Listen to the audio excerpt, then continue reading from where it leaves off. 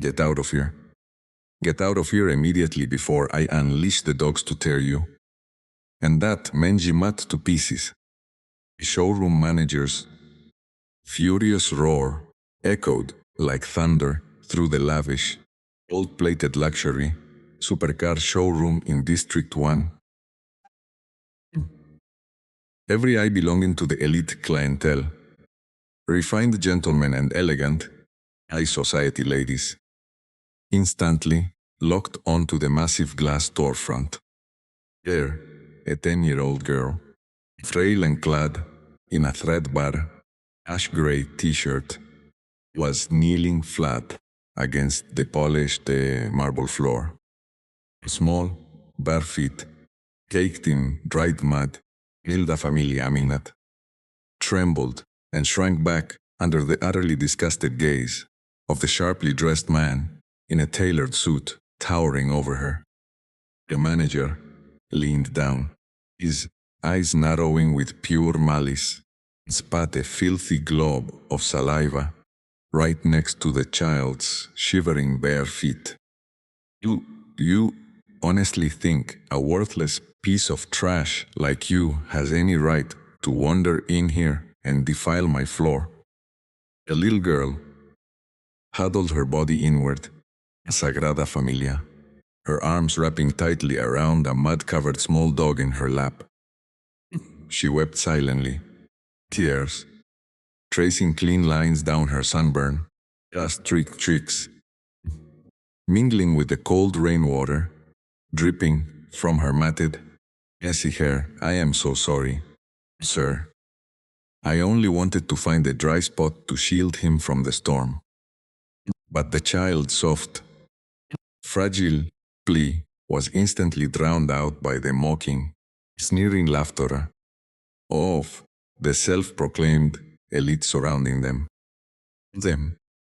The presence of a ragged street child and a mangy, dirt-caked animal in this kingdom of wealth was nothing short of an insulting stain on their high status. The manager sneered teeth, raising his heavy wooden cane, preparing to strike it down upon the child's narrow, protected shoulders. Just that moment of extreme cruelty seemed frozen in time amidst the sparkling marble showroom that reeked of astronomical wealth. Yet this arrogant, tyrannical manager had absolutely no idea that the very spit he had just cast onto the floor would sign the death warrant of his entire career within the next few hours. He did not know that the filthy animal he wanted to discard held an identity far beyond his comprehension, Sagrada Familia, and he could never have guessed that the ragged child shivering at his feet held the absolute power to decide the fate of this entire automotive empire. To understand why a homeless lottery-selling girl was clutching a small dog inside a regal showroom in the middle of a raging storm, we must pull back the curtain of time and travel 3 years into the past. It was the beginning of the rainy season in Saigon, where heavy, dark gray clouds choked the sky, unleashing icy, bone-chilling downpours. The little girl, was an orphan who had lost both her father and mother the day she was born. Her only anchor in this harsh world was her elderly, ailing grandmother, clinging to life in a makeshift, thatched shack, perched precariously over the black, foul-smelling canal of the slums. Leak every single day. As the chaotic blare of city traffic began to swell, I was already awake by 4 in the morning. She would put on the faded, oversized jacket left behind by her late mother, clutch her thin stack of lottery tickets, step out onto the freezing, damp pavements of the magnificent metropolis. The 10-year-old's bare feet had long been calloused by shattered glass, sharp debris, and the scorching asphalt of intense summer days. She walked past towering skyscrapers of shimmering blue glass, past air-conditioned cafes radiating the rich, enticing aroma of premium Arabica beans. She stood on the outside. She, watching children her own age, dressed in pristine school uniforms, embraced and pampered by their parents as they were chauffeured in luxury cars. Vi had never known what it felt like to be loved, save for the warm hug and congested coughing of her grandmother on freezing winter nights. Like Da Familia. She only dreamed of a day when she could sell her tickets early, buy a hot bowl of pork porridge for her grandmother, and a plain loaf of bread for the two of them to share. Sagrada Familia. But life's brutality has never shown as mercy to those trapped at the absolute bottom of society. A year Vi turned 10. Her grandmother fell gravely ill, bound entirely to a rotting wooden bed. The crushing weight of medical expenses fell squarely on the child's frail shoulders, and forcing her to walk dozens of kilometers every day under blistering sun and torrential rain to earn a few measly coins. One night, an unprecedented storm hit the city, La Familia. Winds howling through the gaps in their thatched shack like the screaming of demons. He was returning, late from selling, completely drenched and shivering violently, legs shaking, as she crossed the creaky wooden bridge over the reeking canal. As she walked beneath a dark, hollow concrete overpass, she heard a very faint, desperate whimper, barely audible through the deafening roar of the downpour. Vi stopped in her tracks, turning on the small, dim flashlight of an old, battered mobile phone she had salvaged from a trash heap. Under the damp, cold overpass, huddled right next to a pile of rotting garbage, was a tiny, cream-white puppy. Its fur was matted thick with black mud. One of its hind legs was broken, and blood was slowly seeping out, staining the dark earth.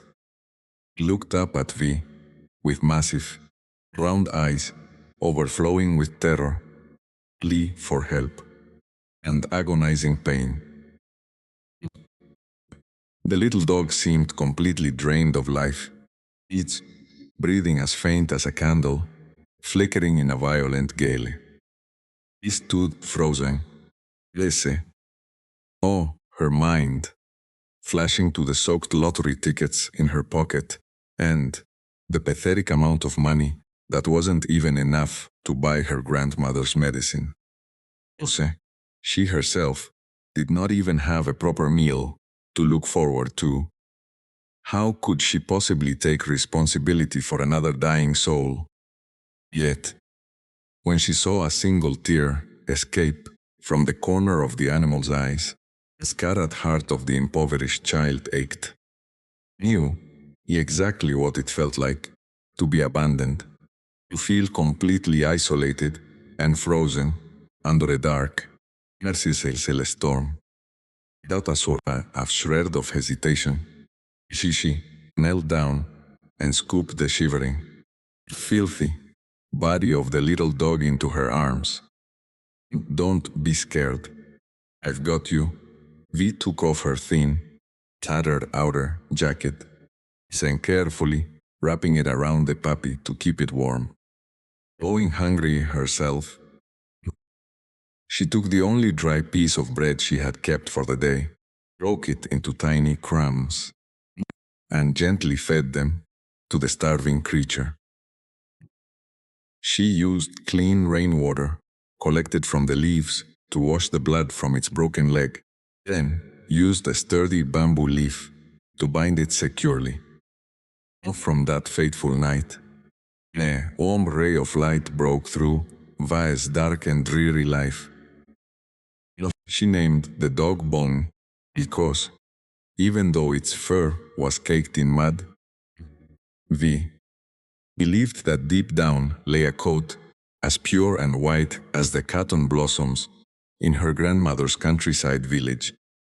Every day, when she sold lottery tickets, Bong would lay quietly inside Vi's worn bamboo basket, accompanying her through every winding street of Saigon. He would bark happily whenever Vi sold a ticket and used his tiny tongue to lick away her tears whenever people shooed or screamed at her. I and Bong relied on each other to survive, sharing scavenged breadcrumbs and sips of water from public taps.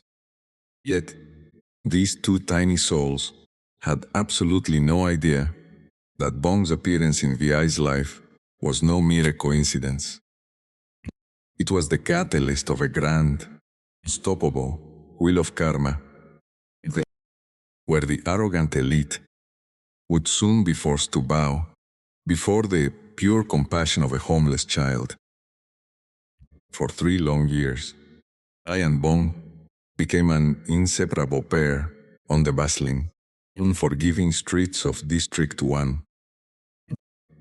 Every morning at the crack of dawn, when the heavy mist still clung to the asphalt, Lil Duel, girl, and her small white dog would begin their exhausting journey.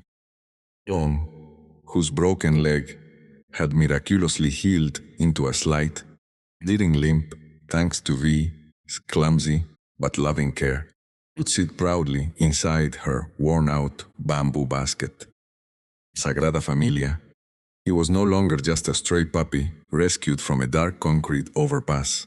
He had become Vi's guardian angel, her only source of warmth in a world that felt colder than ice. But as the years dragged on, the harshness of street life began to take a devastating toll on Vi's grandmother. Her chronic cough grew deeper, rattling through her thin chest like dry leaves in a storm. Mrs. Amido, the medicine she desperately needed, became more expensive with each passing month. A small stack of lottery tickets V carried in her trembling hands felt heavier than iron. Often, V would walk for 12 hours, straight under the blistering tropical sun, her bare feet burning on the molten asphalt, only to return to their leaking shack with barely enough coins to buy a handful of cheap pain relievers. On those brutal nights, I know when her body ached and her spirit was crushed by the cold indifference of the wealthy passers-by, Bong would crawl close to her. He would gently lick her calloused feet, resting his warm, soft head against her chest, letting out soft whimpers as if to say, "Don't cry, sister. I am here. We will get through this." I would hug on him tight, burying her face in his scruffy, stained fur. No way, finding the strength to wake up and do it all over again the next morning. To protect Bong from the municipal animal control officers and the cruel street thugs who took pleasure in tormenting stray animals, he had fashioned a small collar for him. She had found a discarded strip of dark, durable leather in a trash heap behind a luxury hotel. With her tiny, blistered hands, she spent hours carving his name, Bong, into the leather, using a sharp piece of broken glass. She secured it around his neck with a rusted metal buckle, believing, with all her innocent heart, that this makeshift collar would keep her beloved companion safe from the dangers of the city. But V did not know, and what no one on the streets could have ever imagined, was that Bong was not a common stray. His real name was Aero, a rare purebred Royal Pomeranian with an elite bloodline belonging to one of the most powerful and feared real estate tycoons in the country. 2 years prior, again, during a chaotic luxury yacht exhibition along the Saigon River, Ixtecampe, Pero had slipped away from his handler, panicked by the loud fireworks, and vanished into the dark, labyrinthine alleys of the city.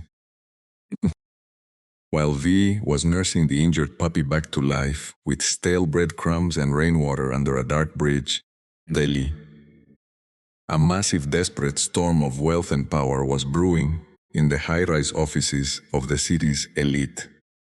Mr. Richard Hoang, the ruthless and fiercely protective billionaire owner of Hoang Gia Real Estate Group, La Sagrada Familia, only connection he had left to his late wife. The small Pomeranian was a final gift from his wife, before she passed away from a terminal illness to Richard. The dog was worth more than his entire real estate empire. His grief and fury, Richard had unleashed a small army of private investigators, Geigen, offering an astronomical cash reward of 2 billion VND to anyone who could return the dog safe and sound. Flyers with Ero's photograph were plastered across luxury districts. La Sagrada Familia, and a digital alert was sent to every high-end business owned by Hoang Gia Group, including the massive, state-of-the-art Supercar Showroom in District 1. Yet, the arrogant showroom manager, a greedy and social climbing man named Victor, had paid no attention to the memo. Victor was far too busy flattering wealthy clients, inflating his own ego, dreaming of the massive commissions he would earn from selling multi-million-dollar sports cars. Victor the poor, homeless, and the street vendors who occasionally dared to look through the pristine glass windows of his showroom were nothing but human pollution that needed to be eradicated. Say, he had no idea that the very key to claiming the 2 billion VND bounty and securing a lifetime of favor from the billionaire chairman was walking past his showroom every single day, say, carried in a ragged bamboo basket by a child who sold lottery tickets for a living. On this particular rainy afternoon, the skies of Saigon had split open once again, releasing a torrential downpour that flooded the streets within minutes. Cold, violent winds whipped through the avenues, tearing leaves from the trees and forcing pedestrian traffic to a complete halt. Vi's thin, oversized t-shirt was soaked through in seconds, clinging to her frail frame as she shivered uncontrollably.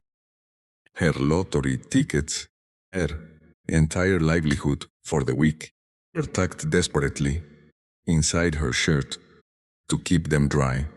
The moisture was already starting to seep through. Bong, shivering heavily in her arms, let out a distressed whimper, his small body shaking against hers. V looked around frantically for shelter. Every upscale store and trendy cafe had their doors firmly shut, their security guards standing watch with cold, warning glares. Then, Bong suddenly perked his ears up. He let out a sharp, excited bark and wriggled out of V's grasp, running with his slight limp toward the warm, brightly lit entrance of the grand Supercar showroom. He had recognized a familiar scent, or perhaps the faint, luxurious branding of the Hoang Jia Group, logo etched into the gold-plated pillars of the building. "Oh, no, come back," Vi cried out, her voice cracking with panic as she ran after him.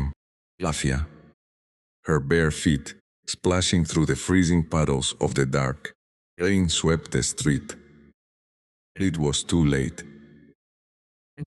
The little dog had already pushed past the heavy, sensor-activated glass doors, leaving a trail of wet, muddy paw prints across the pristine, red Italian marble floor of the showroom.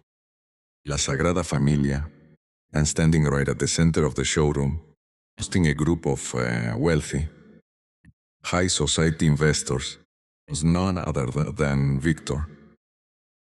Meanwhile, high above the rain-swept streets of District 1, the top floor of the glittering Hoang Jia Tower, a completely different kind of storm was raging.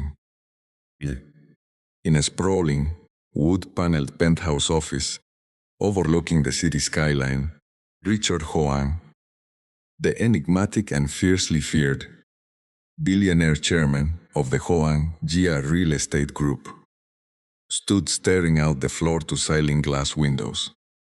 Richard was a man of iron will, built from decades of brutal corporate warfare. Tonight, his broad shoulders were slumped. His face was etched with a profound, yet exhaustion. Hijo, he held a crystal glass of untouched scotch in his hand, his eyes tracking the raindrops racing down the glass pane. On his massive, mahogany desk lay a silver picture frame containing a photograph of a gentle, smiling woman holding a tiny, fluffy white puppy. It was his late wife, Elena, who had passed away from a terminal illness 2 years ago. Piero, the royal Pomeranian in the picture, was the last living link Richard had to her. The dog had been a gift to Helena during her final months, a source of pure, unconditional joy when her body was failing. De la Sagrada Familia. When she died, she had held Richard's hand and whispered, "Take care of Aero for me. Richard, he has my heart." And, for 2 years, Richard had done exactly that, treating the tiny creature with a level of devotion he showed to nothing else in his vast empire. But 3 days ago, during a chaotic luxury yacht exhibition along the Saigon River, a sudden display of loud, thunderous fireworks had sent Aero into a state of blind panic. The tiny dog, had slipped out of his custom leather harness, bolted past the security barrier, and vanished into the labyrinthine, pitch black alleys of the city just as a massive storm began to roll in. Since that moment, Richard had not slept a single wink.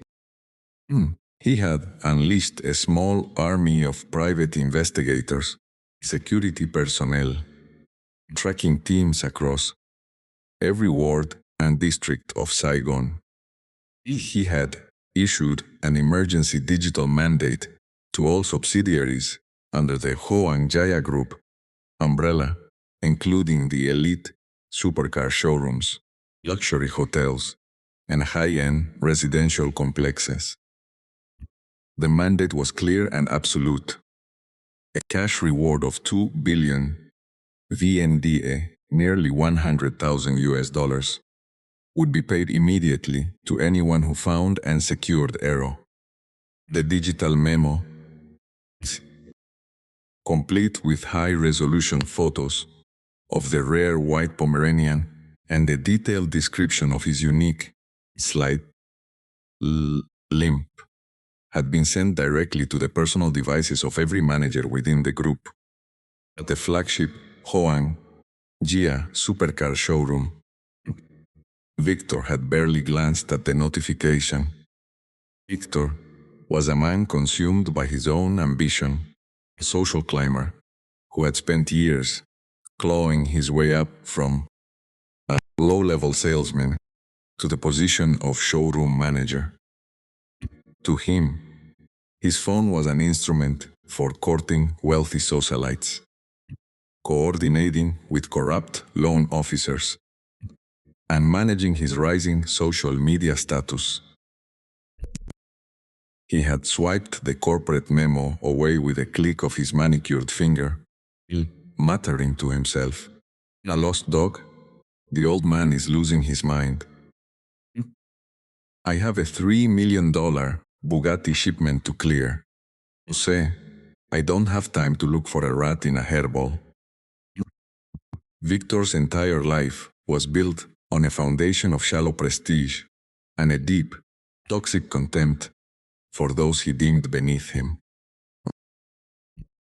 He believed that wealth was the only metric of human value, and that those who labored in the dirt were a subhuman species designed only to be stepped on.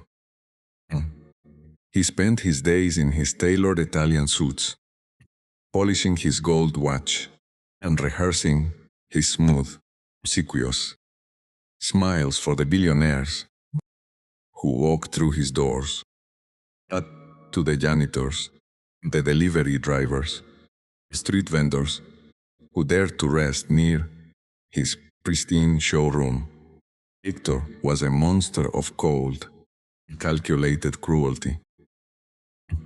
And on this torrential night, as the storm outside grew into a howling gale, Victor's absolute disregard for his chairman's mandate was about to collide head-on with the very target of his disgust. Inside the warm, brilliantly lit showroom, Victor was currently walking a wealthy couple through the features of a newly arrived, custom-painted crimson Ferrari. The air-conditioned air smelled of expensive leather, high-end polish, and wealth. Then, a sharp, wet scratching sound echoed against the polished white Italian camthack floor near the entrance. Victor stopped mid-sentence. His professional smile freezing instantly as he turned his head toward the massive, automatic glass doors.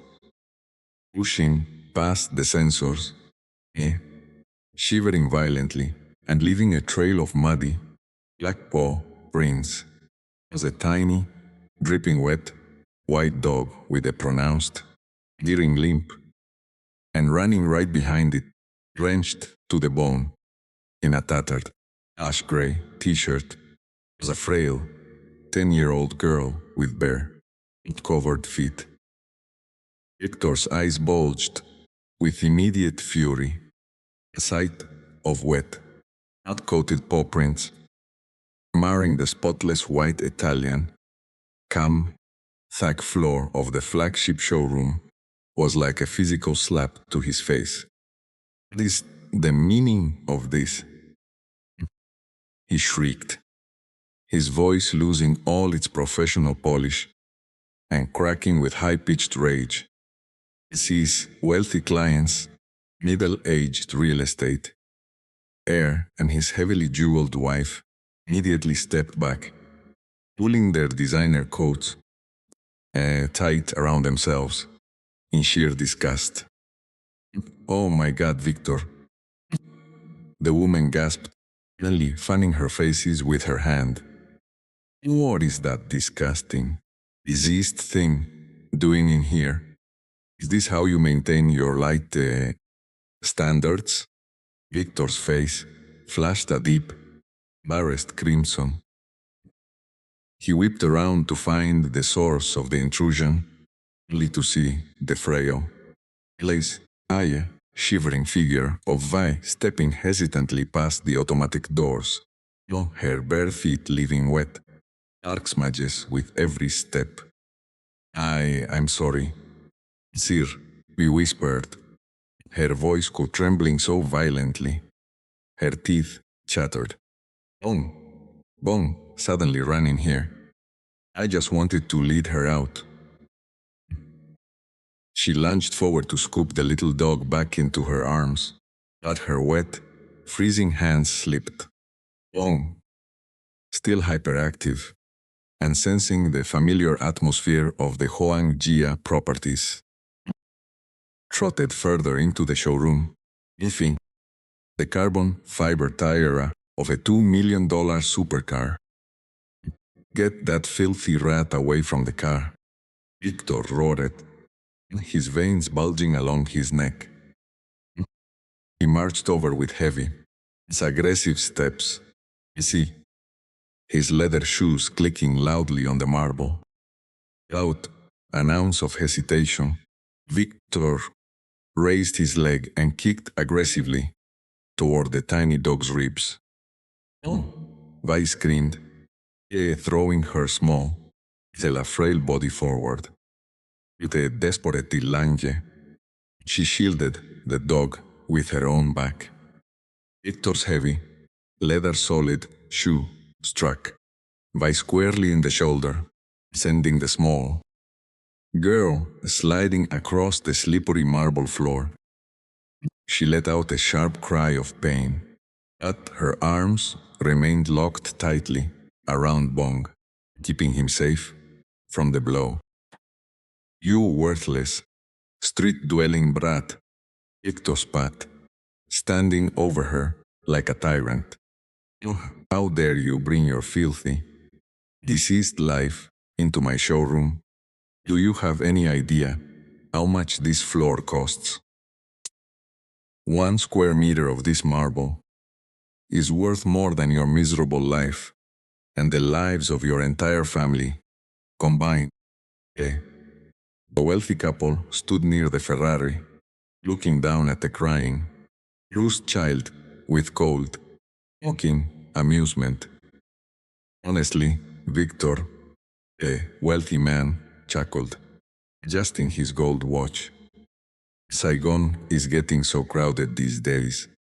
You let one of these street rats in, next thing you know, they'll be begging for scraps in the VIP lounge. Call security and have them thrown into the gutter where they belong. Of course, Mr.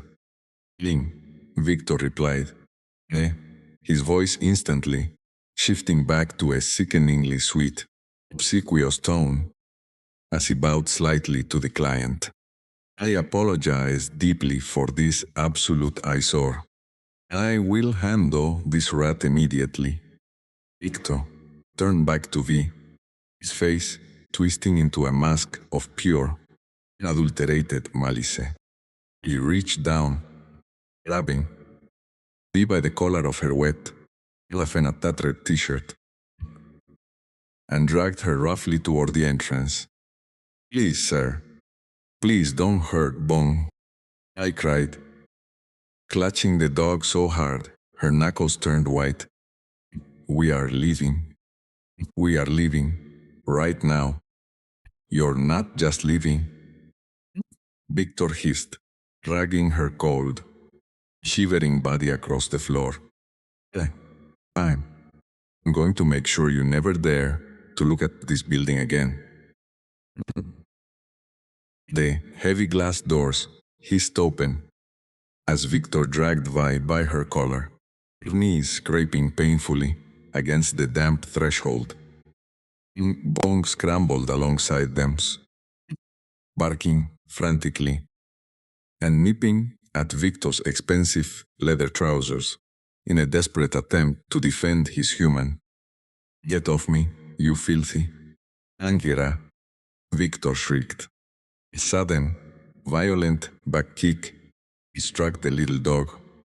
Bong let out a sharp, agonized yelp and tumbled into a deep puddle of rainwater on the concrete driveway, his slight, injured leg twitching in pain.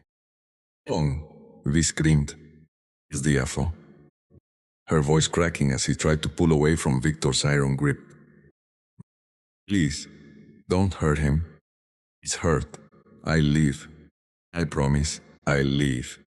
Outside, under the glowing neon sign of the Supercar showroom, a small crowd of high society onlookers had gathered. Beneath their large, black umbrellas, none of them moved to help.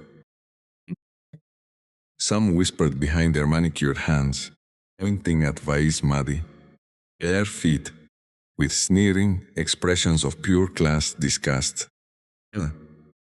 Others simply took out their expensive smartphones, recording the scene as if it were a cheap piece of street entertainment. Security, Victor shouted, his face contorted in a mask of snobbish authority. Get over here and throw this trash out to the main road. And call animal tongue control to put that diseased mutt down before it infects our customers. Two burly guards in crisp, black uniforms immediately stepped forward, their faces expressionless as they grabbed V's small arms. No, please, I wept, struggling weakly against their crushing grip. Let me take Bong. Don't take him away. In her frantic writhing, her small, cold hands grabbed onto Victor's pristine trousers for leverage. A tiny smudge of wet, gray mud smeared across his tailored fabric. Victor's eyes flared with a psychotic, arrogant rage. You dirty little thief. You just ruined a $20,000 suit. He snatched a heavy, familiar, metal-tipped umbrella from a nearby stand and raised it high above his head, aiming directly at V's trembling face. But as Victor pulled back his arm, the wild, desperate struggling of Bong in the muddy puddle caused the wet, dirt-caked leather around the dog's neck to twist. A thick layer of Saigon, street, grime was washed away by the heavy downpour, suddenly exposing a gleaming, rose gold, metallic tag concealed underneath. Engraved deep into the gold plating was a highly sophisticated, glowing serial number alongside the royal crest of the Hoangjia family.